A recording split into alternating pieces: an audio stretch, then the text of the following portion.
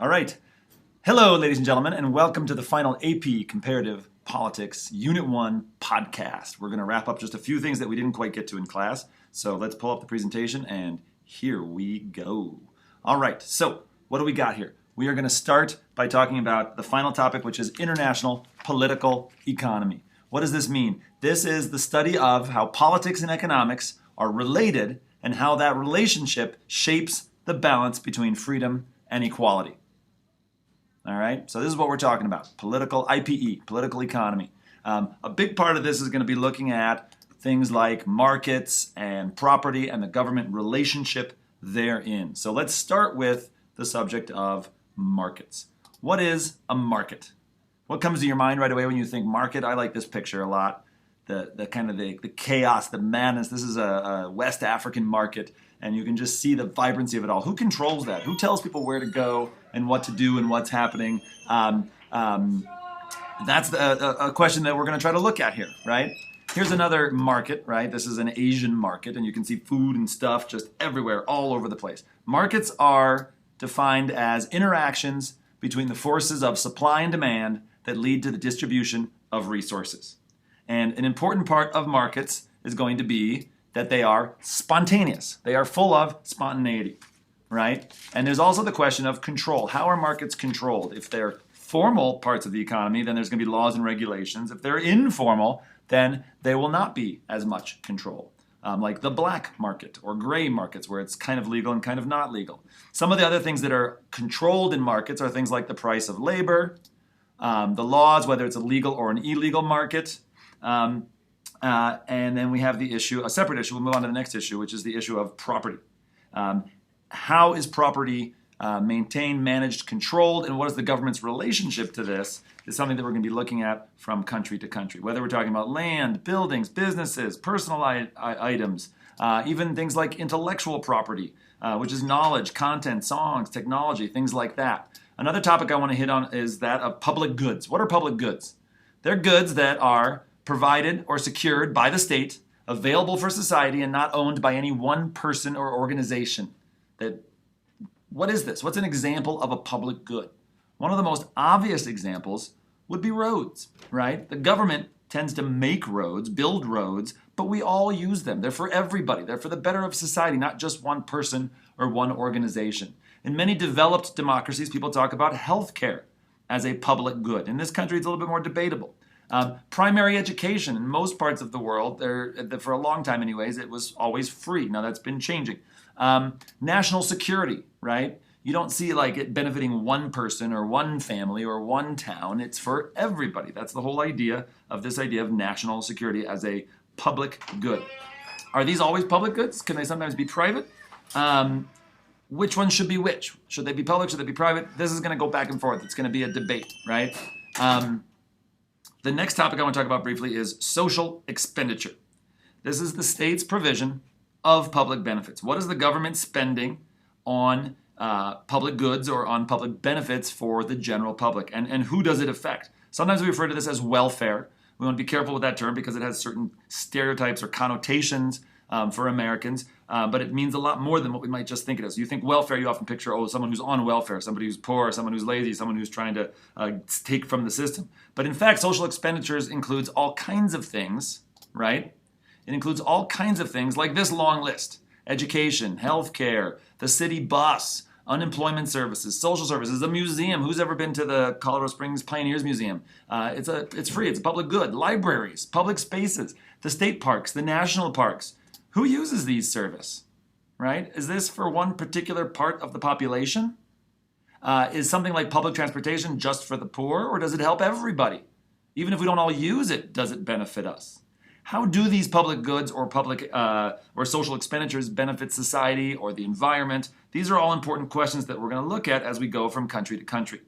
Now, I also mentioned in your notes the idea of fiscal policies. We're not going to go into detail on this. We'll save this for your economics class with Dr. Young. Things like money, inflation, deflation, different parts of taxation, we will get into that. But we'll leave that for now. Let's move into economic regulations, all right? These are the rules or the orders that set the boundaries of the procedures of the economy, okay? And one part about economic regulations that we like to talk about are monopolies and cartels. Are we going to allow these or do we not allow these? In a free market, can you allow this? What happens? So what's the idea behind a monopoly? A monopoly is when, of course, one company or one person owns all of the companies or all of the things that produce a certain good.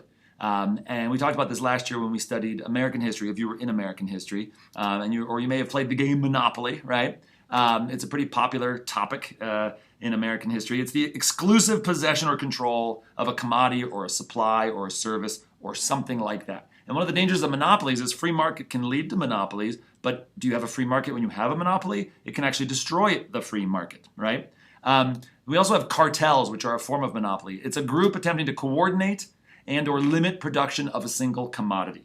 Some examples of cartels would be some organizations like coffee cartels, sugar cartels, oil cartels like OPEC, the oil-producing nations of the world. But we also think drugs when we think cartels. We think Mexican cartel. But cartels don't have to be illegal. They can also be national entities or legal entities or so on and so forth. There's our OPEC. Let's do one more thing. Let's talk about trade and why we might regulate trade and why we might choose to not regulate trade, which is what we would call free trade. There are reasons that are great to regulate trade. What are some of the reasons we regulate trade? Well, it brings in a lot of state revenue. It's a way to make a lot of money for your government and for your state. It can foster local industry. It can protect local jobs. It can help to keep wealth in the country. You can think of several positives in terms of regulating trade, why you might choose to do it. We can also think of arguments why you shouldn't regulate trade and why you should have more free trade. And we'll go into this more later. But it promotes competition. It keeps the cost of goods low. It leads to what we call comparative advantage. Countries who can do a better job making something cheap and numerous will do that, and other countries will focus on other things. So that's another example of why you might not want to regulate trade. And then actually, I think this should be the final thing that we're going to cover, and it is the idea of command economies versus market economies. And command economies, you may not know as much about, but this is if you've studied communism, if you've studied the Soviet Union, they believed in an idea known as the command economy. And the fundamentals of the command economy was this idea of having central planning. The government will plan the economy. They will choose how much to make, what prices to sell it at, and how to do it. All right? So they fix prices. This is a classic part of a command economy. They will also set wage controls and employment. Everybody tends to have a job in a command economy. Whether or not they're actually doing anything is up for debate for many people. But you're supposed to not have unemployment in a command economy because everybody's given a job. They're told where to go and work, and the wages are set, and it's supposed to be a living wage. Property rights. You tend to not have property rights in a command economy. The state owns everything. That's the idea of the communist systems, which again we'll be learning more about in depth, but I just want to give a brief overview of the command economy. Command economies have what we call state-owned enterprises, SOE, state-owned enterprises. The state owns the various enterprises, whether it's the electric company or the people who make your bread or your beer or whatever it is, it's owned by the state, right? They're also famous for their production quotas, their plans, a 5-year plan, a 3-year plan, a 10-year plan. That's kind of the core of a command economy. The opposite of that is what we generally have here in America, which is the market economy. Market economies are based on supply and demand. The whole idea of you make what people are going to buy and you allow the market to set and people to decide how much they're going to make and how much they're going to charge. So you don't have price regulations or controls. Private property. People have to be able to own their own stuff in a market economy. Market economies are generally defined also by income inequality, right? As well as problems like unemployment. Again, there are some realities here that we'll talk about as we develop it later.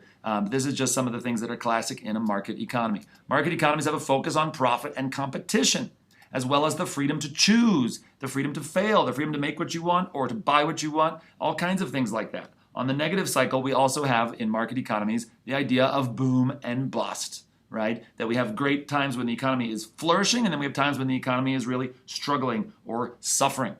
And the last thing that I'll end with is this idea of the boom and bust, right? And how do you deal with the boom and bust? And there are economists who tend to fall into two schools, the school of Keynes and the school of Hayek. Keynes says basically, to give the long story short, that in order to deal with these economic crises of boom and bust, these cycles, the government should be a big figure that helps to deal with that. Whereas Hayek says, nope, let the free market regulate it, because if you try to manage it, you're just going to make it worse. And I'm not going to play the video for you now, but you should go to YouTube and look up Fear the Boom and Bust, the famous rap battle between Keynes and Hayek, and you'll get more details about it. Thanks for watching. We'll see you in class. Bye.